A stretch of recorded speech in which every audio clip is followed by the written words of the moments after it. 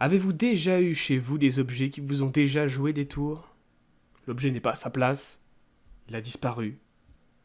Il est positionné d'une manière différente que d'habitude. C'est exactement ce qui est arrivé à l'égyptologue réputé Campbell Price. Un matin, il se rend compte qu'une de ces statues disposées dans un musée n'est pas positionnée comme d'habitude. Il le remet à sa place et continue son chemin. Le lendemain matin, exactement la même chose sur la même statue. Il la remet à sa place et va son chemin. Et c'est exactement la même chose pendant plusieurs jours. Au bout d'un moment, tout naturellement, il veut une explication. Il décide de disposer un système de surveillance droit face à cette statue. Il va laisser tourner H24, nuit et jour, pendant 3 jours. 3 jours passent, il regarde les images enregistrées.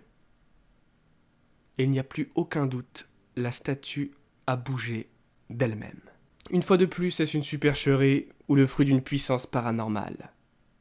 Vous venez d'entrer dans la lumière noire et nous allons voir ça ensemble. Révéler ce qui nous est caché. Éradiquer l'indifférence. Poursuivre la vérité sans détour. Observer la réalité d'un regard franc. Qui que vous soyez, Bienvenue dans la lumière noire.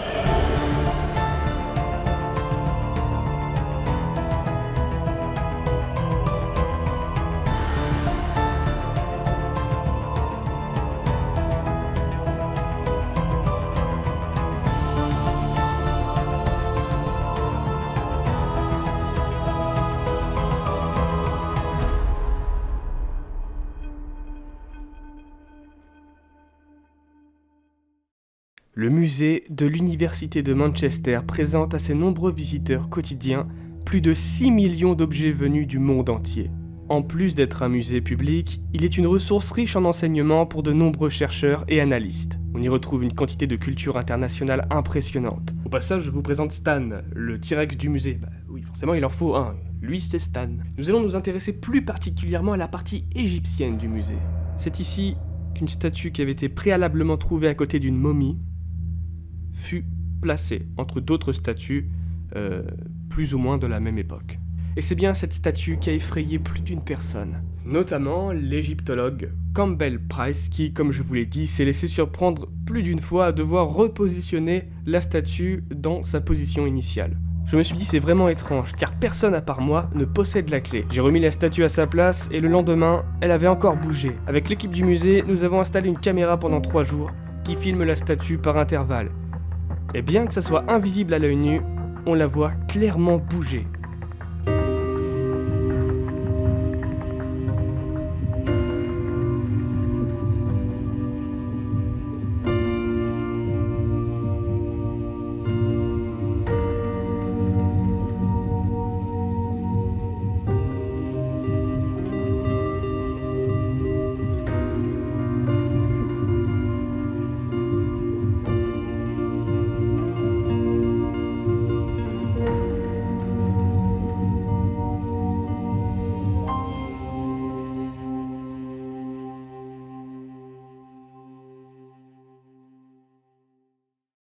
À partir de là, vous imaginez bien, plusieurs théories vont s'affronter de manière frontale. Nous avons d'un côté Brian Cox, qui est professeur de physique, qui travaille dans l'université du musée, et lui nous parle de friction différentielle afin d'expliquer ce phénomène.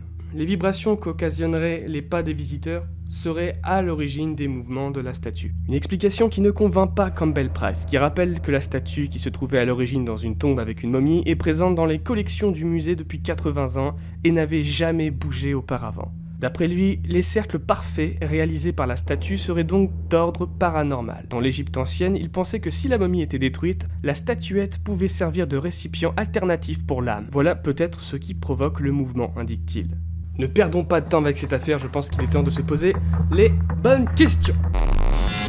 Pas besoin de vous faire un schéma, la vidéo a tourné en boucle et en boucle sur internet et sur de nombreuses chaînes. Énormément de personnes se sont penchées sur le sujet. Bien évidemment, ça paraît extrêmement gros, qu'il y a énormément de personnes qui pensent à la supercherie, quelque chose de faux. ou quelque chose en tout cas d'explicable. Mais de l'autre côté de la balance, pas mal penche pour une autre chose, une autre solution, une autre force. Une force paranormale qui aurait poussé cette petite statuette mortuaire de 25 cm de hauteur de tourner sur son axe. Plusieurs jours, plusieurs semaines, plusieurs mois même de questionnement dans les différents parties. Et c'est finalement l'émission Mystery Map sur la chaîne britannique ITV qui fit venir une équipe spécialisée dans le domaine afin de comprendre un petit peu les tenants, les aboutissants, mettre des caméras un petit peu partout, des capteurs, et vraiment de prendre les choses en main. Et ils ont trouvé la réponse. Alors effectivement, les vibrations causées par les visiteurs sont pas assez puissantes pour exercer ce genre de force et provoquer ce genre de comportement, mais en revanche, c'est bien des vibrations qui ont causé tout cela. Pas les vibrations des visiteurs, mais ceux du bus qui passe juste en face du musée. Quand vous regardez le musée, vous voyez que la statue, en fait, elle est positionnée pratiquement à l'entrée du musée. Entrée qui est forcément plus proche de la route. Et quand vous regardez même actuellement sur Google Maps, on voit très bien où circulent les bus, car c'est pas fait exprès, mais il y a un bus au moment où Google a pris sa photo satellite, un bus était en train de passer juste devant le musée. Voilà, ça coordonne parfaitement, comme on le voit la nuit. La statue ne bouge pas, elle commence à bouger à partir de 6 heures, un petit peu avant l'entrée des visiteurs, mais par contre les bus ont eux déjà commencé à circuler. Après une question se pose, pourquoi cette statue bouge et pas les autres? Et à ce moment-là, c'est Brian Cox, le physicien, qui rentre en jeu. Il explique que cette statue possède une base convexe. Il y a une bosse en dessous qui la rend plus sensible aux vibrations que les autres, qui ont une base plate. Voilà qui a rassuré les nombreux inquiets. Rien de paranormal au programme. Pourquoi j'ai décidé de traiter de cette information? Pour certains, vous allez me dire, mais c'est tout à fait logique que c'était dû aux vibrations ou autre chose et que c'était pas du paranormal.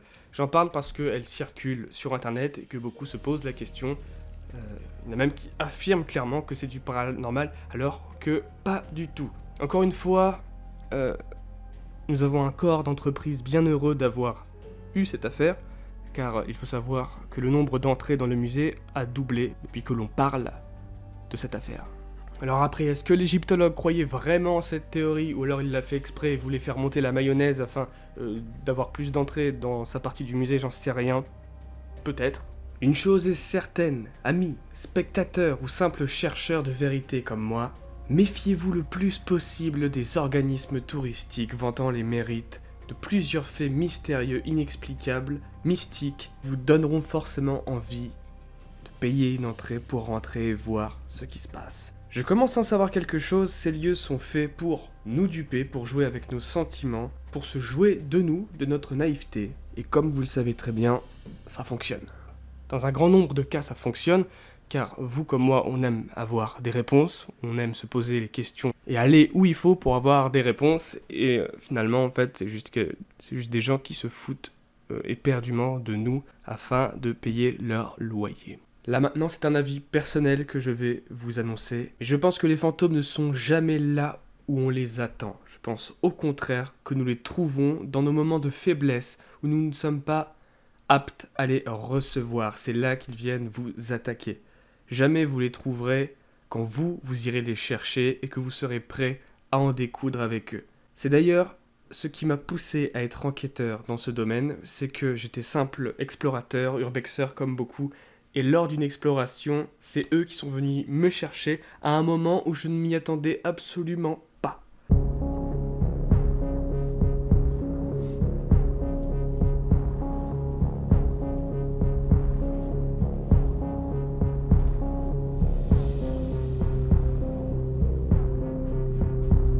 Cette suite d'événements va me conduire à plier bagages rapidement.